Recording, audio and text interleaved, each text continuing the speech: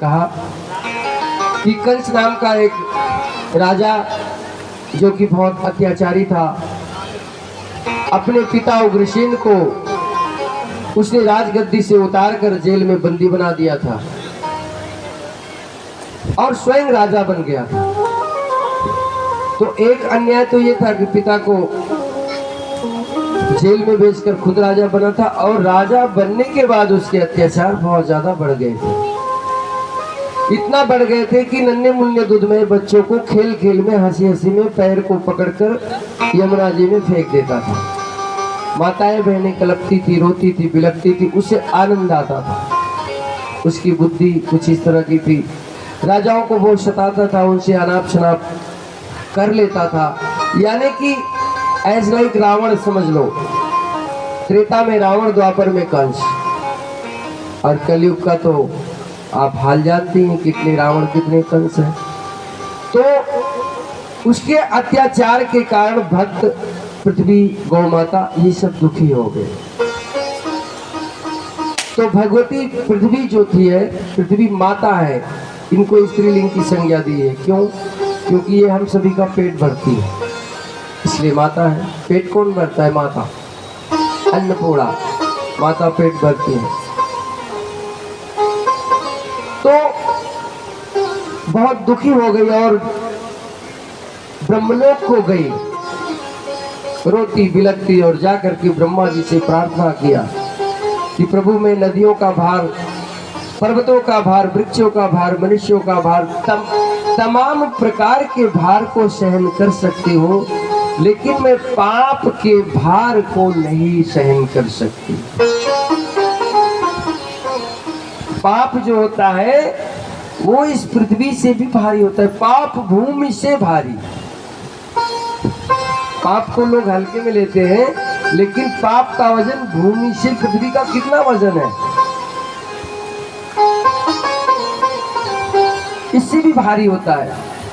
रोने लगी तो ब्रह्मदेव ने दिलासा दिलाया कि तुम चिंता ना करो, और बहुत जल्दी पृथ्वी का भार हरण करने वाले चक्र सुदर्शनधारी भगवान विष्णु अब की बार एक नए कलेवर में होठों पर बंसी धारण करके आने वाले हैं, इसलिए आप चिंता ना करें। सभी देवी देवताओं ने भगवान से प्रार्थना करी, और फिर भगवान वासुदेव जो त्रेता अवतार में रामावतार हुआ था, वही आने का मन बनाते हैं। तो इस बीच घटना ये होती है कि कंस की एक मुंहबोली बहन है देवकी, उसका विवाह वासुदेव नाम के एक साधु पुरुष के साथ तय हुआ। वासुदेव बड़े सात्विक, बड़े धर्माचारी, बड़े भगवत भक्त, उनके शील की, स्वभाव की सराहना करना शब्दों में संभव नहीं है। भगवान किसी अहरे गहरे की कोख से जन्म लेंगे, किसी ऐसे अहरे गहरे माता पिता के घर लेंगे जन्म। महाराज दशरथ को शिल्या के यहाँ लिए तो उनकी तप थे, और वासुदेव देवकी की तपस्या थी, तब उनके गर्भ से आए। तो कंस ने जब उसका विवाह किया तो बड़ा लाड़ करता था उस चचेरी बहन का, और रथ में बैठाल कर उसे ससुराल छोड़ने जा रहा था। सो आकाशवाणी हुई कि रे कंस, जिस बहन को तू आज इतने लाड़ से, प्यार से जा रहा है छोड़ने, इसी के 8वें गर्भ से, 8वीं संतान से तेरी मृत्यु होगी।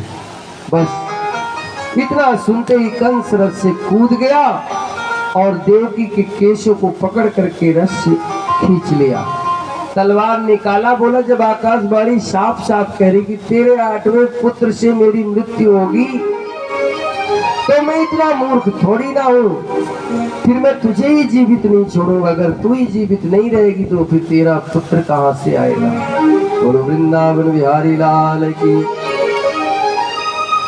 उस समय वासुदेव ने हाथ जोड़कर कंस से कहा, महाराज, अबला को मारने में आपकी कोई इज्जत नहीं बनने वाली है, जगहसाई होगी आपकी, और ये आपकी सिर्फ बहन नहीं है, अब ये मेरी धर्म पत्नी भी है। तो आप इसके प्राण ना लें। मैं आपको एक वचन देता हूं कि इसकी जो 8वीं संतान होगी वो मैं आपको दे दूंगा। कंस मान गया, उसका मन कुछ समझ में आ गई बात। बोला ठीक है, तो तुम दोनों को मेरे बंदीगृह में, मेरे कारागार में रहना पड़ेगा, मैं तुम्हें स्वतंत्र नहीं छोड़ सकता। वासुदेव ने कहा ठीक है, आप इसका जीवन छोड़ दो, जीवन दान दे दो, मुझे ये भी स्वीकार है। तो ले जाकर के वासुदेव और देवकी को कंस ने कारागृह में डलवा दिया। समय आने के बाद जब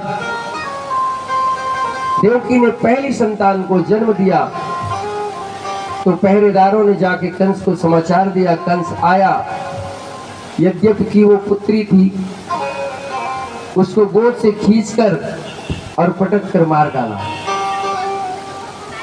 देवकी रोती रही, बिलखती रही। इस तरह से 6 संतानों को कंस ने मार डाला। एक 2 साल में जब भी उनके घर में संतान आई, देवकी ने जन्म दिया, सबको मार डाला।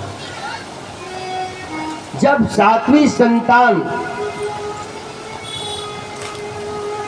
देवकी के गर्भ में आई तब भगवान श्री कृष्ण ने माया को बुलाया। माया आई, हाथ जोड़ करके भगवान के सामने खड़ी हुई, बोली आज्ञा करें प्रभु। बोले आपको मेरा एक कार्य करना है।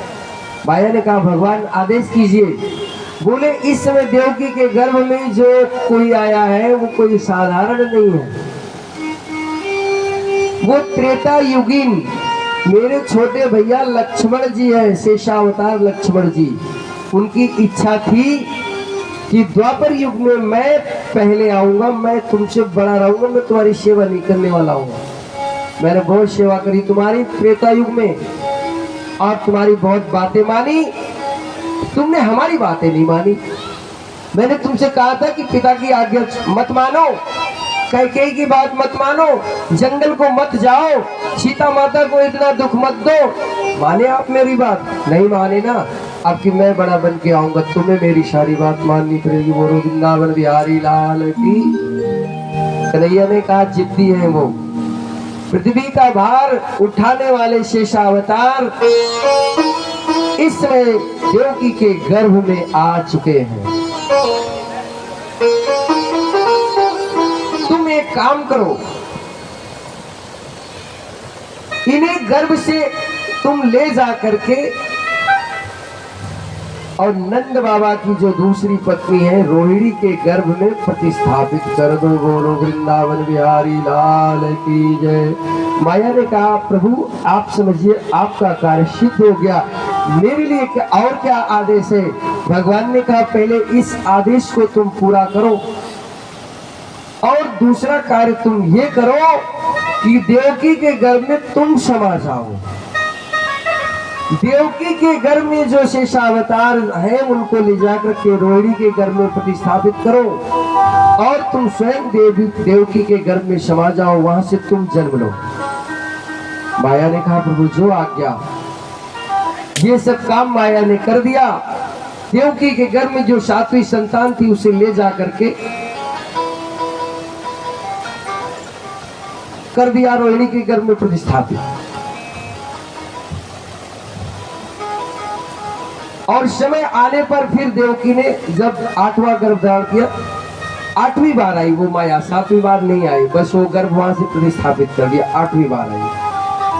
तो 8वीं बार भगवान श्री कृष्ण जब गर्भ में आए तो उस माया ने यशोदा के गर्भ से जन्म लिया, स्वयं यशोदा के गर्भ से जन्म लिया। और भगवान श्री कृष्ण 8वीं बार देवकी के गर्भ में आए। जब भगवान देवकी के गर्भ में आए तो देवकी का दुबला पतला जो शरीर था वो चेहरा दमकने लगा। जहां भगवान आ गए फिर वहां कोई समस्या ही नहीं रह गई। चारों दिशाओं में शीतल मंद सुगंधित बयार चलने लगी और समय पूरा होने लगा। पहरेदार भी देवकी को देखते थे तो वो जान गए कि कुछ विशेष बात है और कंस ने पहरा खड़ा कर दिया। बोले मुझे पल पल की सूचना दो। बोले महाराज 9 महीने का इंतजार तो करो, 6 महीने में तो नहीं पैदा होने वाली है संतान। लेकिन बोले मुझे एक एक पल की खबर चाहिए, कोई गड़बड़ हुई तो किसी को मैं जीवित नहीं छोड़ूंगा। और वो समय भी आया मेरे भाई बहन। रामावतार में भगवान ने चैत्र मास की 9वीं तिथि दिन के मध्याह्न काल 12 बजे और त्रेतावतार कृष्णावतार में त्रेता युग में भाद्र मास की अष्टमी मध्यरात्रि 12 बजे। ये भगवान की लीलाएं ही तो हैं। उस समय को भगवान ने चुना और भगवत कृपा से नदियों में मीठा जल बह रहा, सभी वृक्षों में असमय फल आ गए, सभी अलर्टनेस पर आ गए और वो पावन समय पावन घड़ी आ गई। आकाश मंडल में दुंदुभी नगाड़े ढोल बजने लगे। देवता सभी अपने अपने विमानों से भगवान की जय जयकार करने लगे। हे दीनबंधु, अब विलंब ना करें, सभी भगवान के दर्शनों के लिए लालायित हैं। और वो समय भी आया जब भगवान ने उसी जेल में ही प्राकट्य ले लिया। बोलो वृंदावन बिहारी लाल की। जब भगवान का मुख मंडल देवकी ने देखा तो हतप्रभ रह गई। भगवान का दर्शन साक्षात हो गया, भगवान सा शरीर ही प्रकट हो गए। देवकी ने कहा महाराज अब ऐसे ही होगा, बाल रूप में आइए। भगवान बालक रूप में आए और उस दृश्य को देखकर देवकी इतना मोह में पड़ गई कि रोने लगी और वासुदेव से बोली देखो अगर मेरी ये संतान इसको कुछ हुआ तो फिर मैं जीवित अपने को नहीं रखूंगी, मैं जीवित बचूंगी भी नहीं। आप कैसे भी करके मेरे इस संतान की रक्षा करो। वासुदेव ने कहा देवी चिंता ना करो, भगवत कृपा से सारे पहरेदार सो गए। वासुदेव देवकी की हथकड़ी बेड़ियां अपने आप खुल गई। ये भगवान की कृपा ही तो थी। जेल के ताले टूट गए और घनघोर बादल छा गए, गर्जना होने लगी।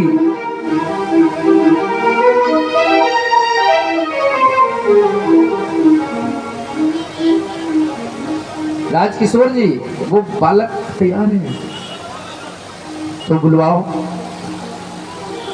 देखो कुछ भैया लोगों ने अपने